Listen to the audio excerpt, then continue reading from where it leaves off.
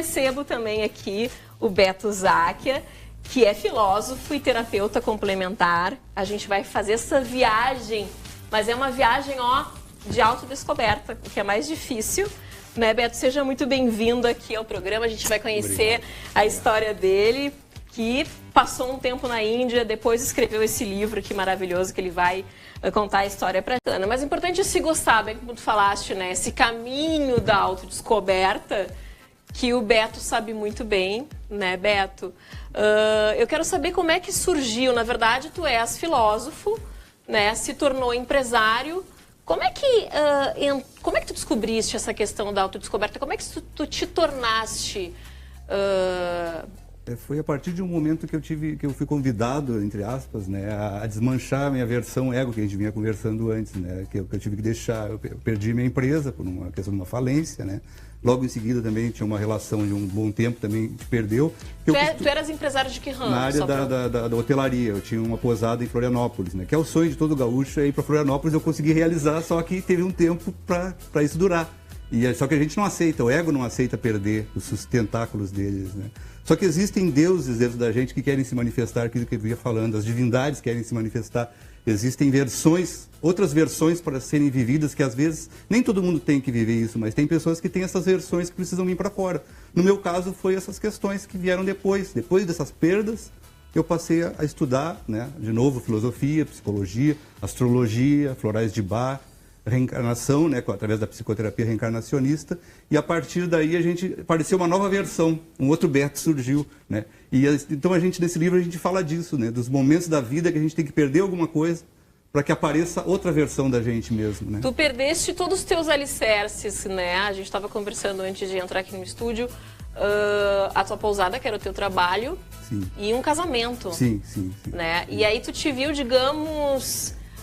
sem aquela sustentação. A gente costuma usar desnudado, né? Desnudado, exatamente. E a partir daí começou a surgir outras coisas, que a gente começa a ver outras coisas. Quando tu não tem no que te apegar, né? Porque na Índia costuma se falar assim que satisfazer o ego e beber água do mar é a mesma coisa. Quanto mais tu bebe, mais sede te dá, né? Então o ego é uma coisa muito enganosa, né? Quanto mais a gente tem beleza, mais a gente quer beleza. Quanto mais a gente tem dinheiro, mais a gente quer dinheiro. Quanto mais a gente tem poder, mais a gente quer poder. Então, e chega um momento que isso tem que acabar. Não para todo mundo, a gente não está dizendo que todo mundo tem que passar por isso, né? A gente fala no livro das pessoas que precisaram passar por essa situação. E depois da minha vivência, eu vi através dos meus clientes também, né? Várias pessoas passaram pelas mesmas situações. Então a gente conseguiu meio que fazer uma espécie dar um outro olhar para as perdas. Existe algo de bom, né? E é complicado. Quando tu falas sobre isso, começa a passar um filme aqui na minha cabeça. Eu acho que a gente está no caminho completamente inverso. Não sei se tu acreditas nisso, mas a gente vive uma busca incessante de alimentar o nosso ego. Aqui no Ocidente, sim. Exatamente, porque a gente vive uma busca incessante de quê, se a gente for pensar... né? E para que tudo isso? Sim, né? Que legado que isso vai deixar? O que a gente vai levar se a gente acredita em alguma continuidade nesses bens que a gente tanto busca, né? É como a gente vinha falando, na verdade, tudo aqui é emprestado, né? A gente tem a ilusão de que vai ficar com esse corpo pro resto da vida, que a gente vai levar a casa junto, o relacionamento, o dinheiro, mas na verdade são momentos que a gente está vivendo aqui, né? E o que vale, na verdade, o que a gente entende, que eu entendo que vale, é o que tu está construindo de espiritual, né? É como tu está exercendo a tua divindade nesta existência, né? Seja através da beleza, seja através de dar uma aula, seja através de atender, seja através de caridade, né? Porque tu pode ser bonita, mas tem que ter algo mais atrás disso, né? E isso é exercer a tua divindade. Porque se tu for bela, né, como vocês todas são, e não ter nada por trás disso, aí é ego, é só ego. E a gente entende que daí isso tem um prazo de duração, um prazo de validade. Tem um prazo de validade. Exatamente. E como é que tu foste parar na Índia, que foi, onde tu escreveste isso? Na verdade, a Índia fez parte de uma formação que a gente fez em psicologia transpessoal, para aprofundar mais o trabalho, para entender como é que os indianos vivem, principalmente o povo tibetano. E ali a gente viu como funciona a questão da resiliência, de dar a volta por cima, né? Porque no Tibete eles perderam tudo. O Tibete na China, né? Existe hoje um Tibete no exílio. Eles tiveram que sair pelos Himalaias, o Dalai Lama, inclusive, 10 anos depois, e deixar tudo. Eles chegaram na Índia sem absolutamente nada, tiveram que reconstruir toda a vida deles a partir do nada.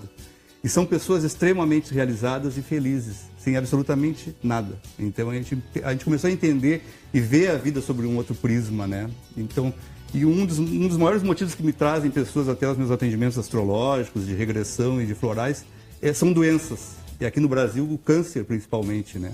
E na Índia a gente percebeu que praticamente inexiste essa doença, o câncer praticamente inexiste lá. Porque a vibe deles é outra, né? Eles começam o dia meditando, né? E no Oriente, eles têm uma filosofia completamente contrária de como a gente tem aqui no Ocidente, né? Por exemplo, a gente adoece e busca um tratamento para aquela doença. Mas lá na medicina oriental se busca as causas dessa doença, né? Será que eu não estou somatizando a minha ansiedade, enfim, meu corpo acaba adoecendo, né? Porque a gente sabe que é tudo uma união, né? O pensamento, claro, né? Como a gente vive, como a gente se alimenta, né? Tudo é um conjunto da obra, digamos. O criador dos florais de Bach, Dr. Eduardo Bach, que é um inglês, ele já falava isso, né? Que na verdade a doença começa a partir do emocional. E já foi constatado que o câncer também. O câncer são 3 coisas que levam ao câncer. É o emocional abalado, é a questão da intoxicação, né?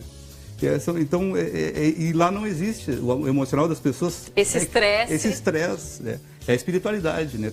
Aqui a gente começa o dia abrindo o jornal para ver o índice da Bolsa de Valores, né?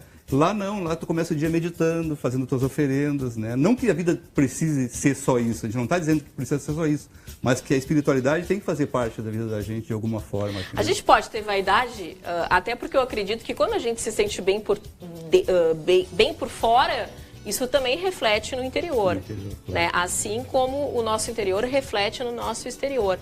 Mas a gente não deve só cuidar da embalagem. Só cuidar da embalagem, né? exatamente. Tem que cuidar principalmente do conteúdo. A embalagem e as coisas que rodeiam a embalagem, né? Que é toda essa questão que a gente sabe que existe, a questão do consumo, a questão do poder, que é muito forte para nós aqui, né? A gente vive a vida em função disso, né? Como se a gente fosse viver com isso pro resto da vida. E se preocupa em se autoconhecer, né? E talvez dar a oportunidade de vir uma outra versão. Às vezes tem outras versões da gente mesmo que precisam vir à tona, né? Bacana. Já eu quero saber como é que a gente faz essa viagem interna, né? Que é mais complicado ainda, porque a gente vive muito para fora, se a gente for pensar, e cada vez mais, né? Nas redes sociais, falando do outro, cuidando da vida alheia. É difícil a gente olhar para dentro da gente e pensar, opa, né? Quem sou eu? E o que eu vou fazer da minha vida, né? Que sentido que eu tô dando para essa existência? Voltamos para o nosso caminho da autodescoberta, aqui com o Záquia. Como descobrir essa jornada, né? Como me conhecer para resolver todas essas questões que eu estava falando. Eu vi que a Ali está do lado aqui, olha só, gente. A Ali está fazendo a propaganda assim, para a jornada dos conhecidos. Nos tons do livro. Isso sem combinar, né, Ali? Mas enfim, brincadeiras à parte. Como fazer esse caminho de busca interior?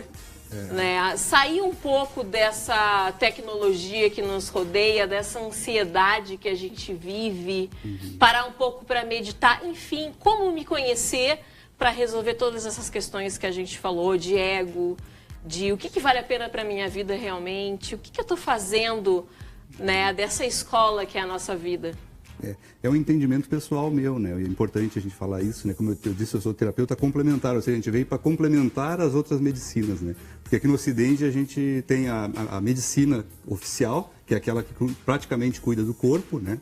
E temos a psicologia oficial também, que é a psicologia que entende a gente entre uma certidão de nascimento e uma certidão de óbito, né?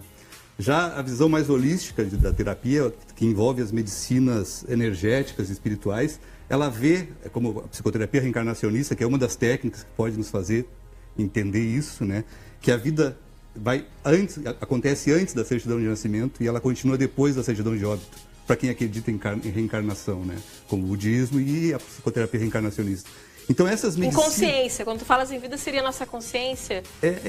Sim, pode ser chamado de consciência, mas a gente, como psicoterapeuta reencarnacionista, a gente acredita que existem outras vidas, antes e depois.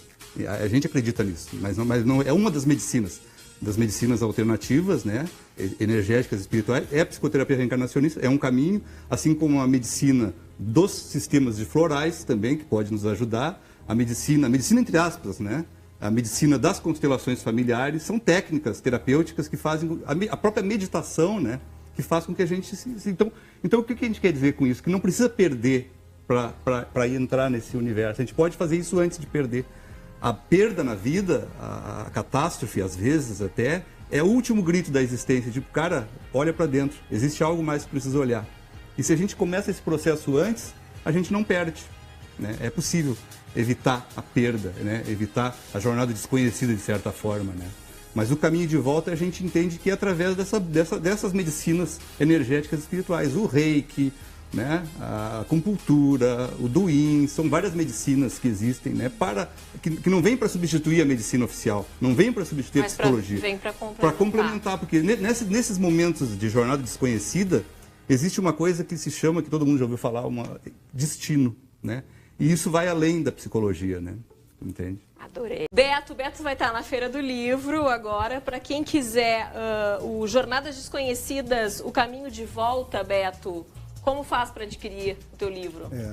Além da Feira do Livro, ele vai estar também na Rede Cameron, tá? Toda a Rede Cameron do aeroporto, nos shoppings Bourbon, na Livraria do Centro, a Érico Veríssimo, na Multicultura na Cidade Baixa e na Unipaz Sul também, ali no Menino Deus, e com o consultor editorial também. Bacana. Adorei.